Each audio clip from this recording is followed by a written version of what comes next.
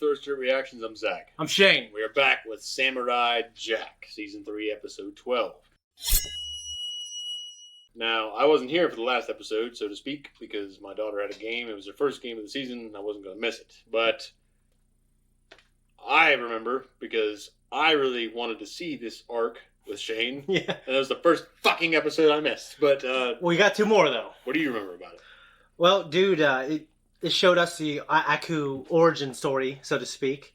It just showed that, like, it seems like he has this timeless evil, and there's like these other gods in space trying to fight him, and there's a piece of him that survives. It reminded me of Genova from Final Fantasy VII, and eventually he lands to Earth, I think he's in the asteroid that wipes out the dinosaurs. Well, the ancient evil bit, I mean, if it's done right, and it doesn't have to be like the deepest, most sophisticated thing, I don't know, because H.P. Lovecraft, for instance, a friend of mine said it in such a simple but, very direct way. It's like he had very simple ideas. Like they weren't like the most original or anything like that. Yeah. He kept building and building. What I like about him is he building.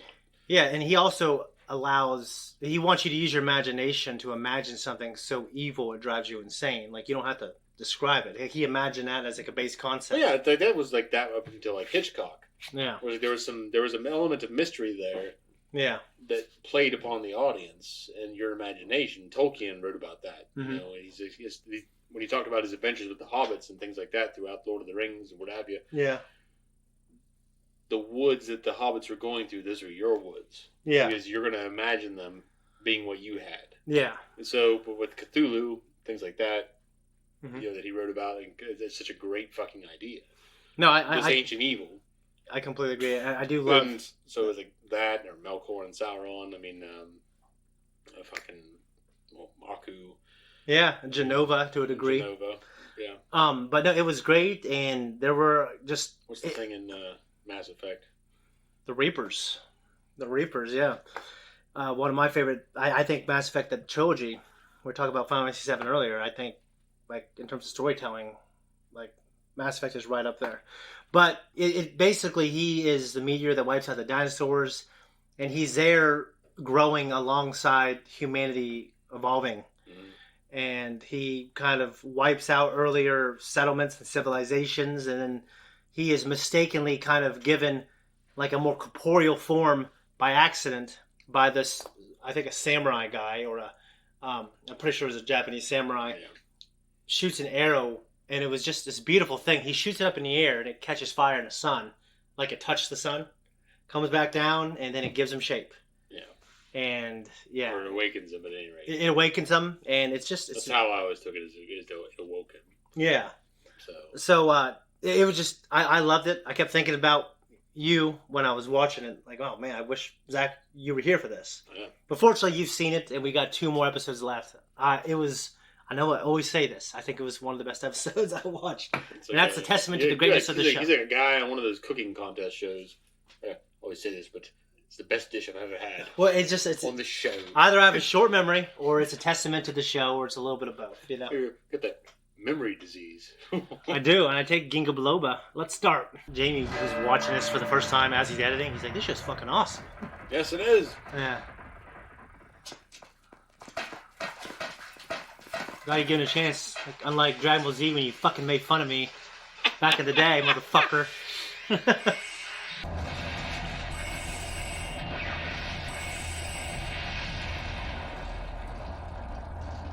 I just love, like, the look, man.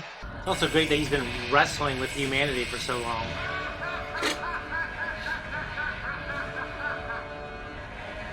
So thankfully, they're still putting up a fight. Very sure they didn't stand a chance. This is like fucking Final Fantasy. Earth's fighting back. I think this is like the Odin thing. Oh, no. Yeah, you're probably right. I don't know. I can't remember. Well, it's a horse. If there's a guy on it with a spear, it's probably Odin, right?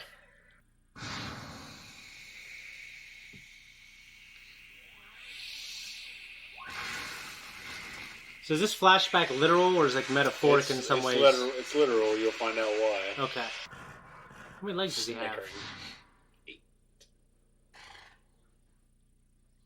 There's I can't remember that fucking horse's name, but it's Odin's horse. Well, I just thought of Pegasus because of Hercules. Because Pegasus has wings, though. The thing just has 8 legs and it still can fly. Yeah. I know it's one of the children of Loki. Yeah. I hope he gets back. It might think of Maximus riding back to Spain. Wherever. Yeah, Spain.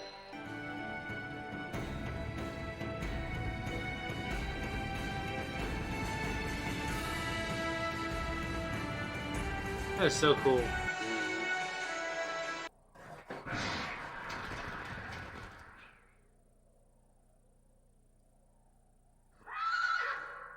Such a fun word, whinny.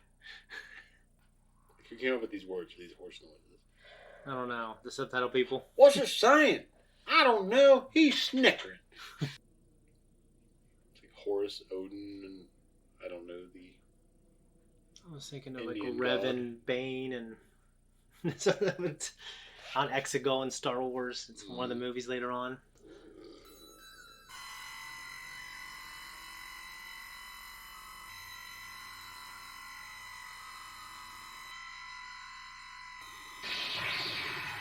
Dude, that...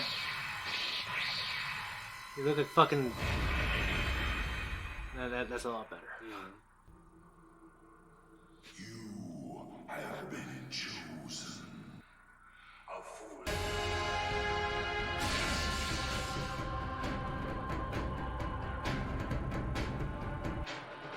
But be warned, this evil is not of the human world. Why is he the only one that sounds like he's from where he's from? I don't know.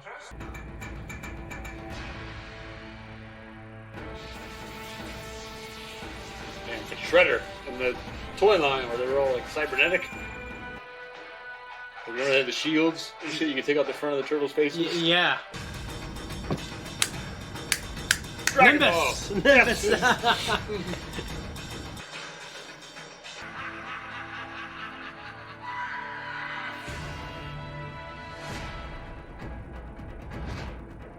You've been gone for a while, man.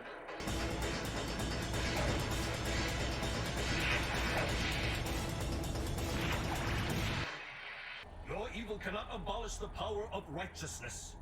Your evil grasp on my land and its people ends now. Your mortal blade cannot harm me. It represents all that is good. Its purpose is to destroy you. Oh, that's cool. That's really cool.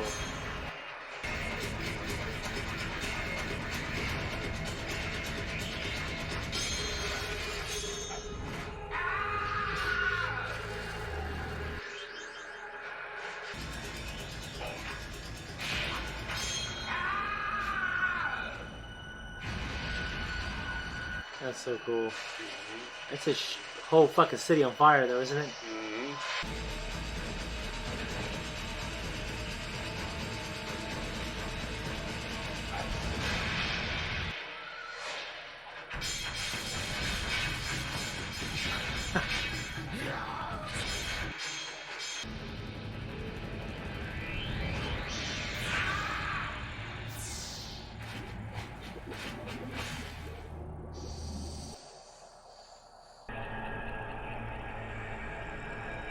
That's a cool idea.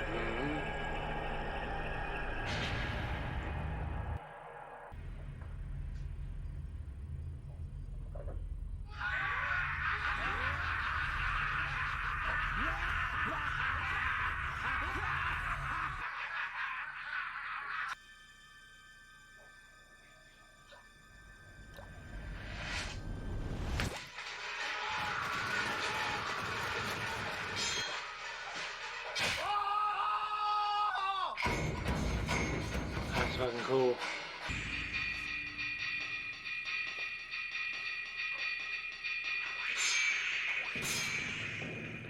It's cool to think about because Jack was immersed in every martial art across the world. Yeah.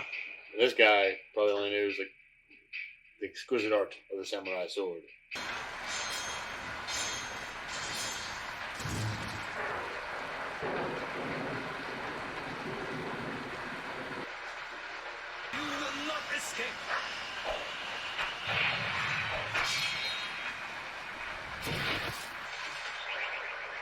Now, was he empowered a little bit with, because he did get shot a bunch of times. He did. Okay, I wasn't sure if it's just he's a badass or he was empowered by... He's bad. We must be prepared should this evil ever return. We must have a plan.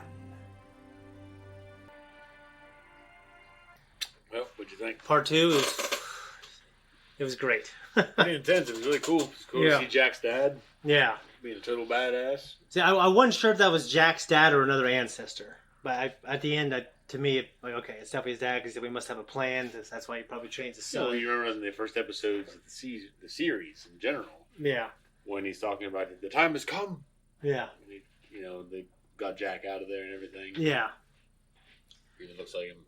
But it definitely looks like him. Is that Phil Lamar doing a different voice performance? I didn't watch the credits. Makes sense that it would be, Yeah. but it was cool. I mean, I think it was funny that I want to assume it's Gilgamesh. Okay. He's the only one that sounds like he's from India. Yeah. And like Odin didn't sound like he's from Scandinavia, and Horus didn't sound like he's from Egypt. So they sound normal. Yeah. Like not normal, but like normal by Caucasian, like American. Like they sounded American. Yeah. So I just thought it was ironic.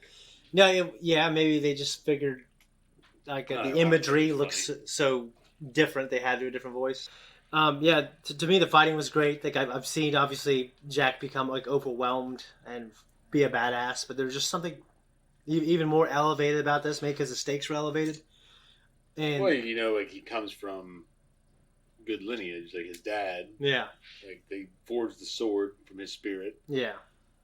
And he says the spirit of humanity, where they definitely showed them drawing it from him. Yeah.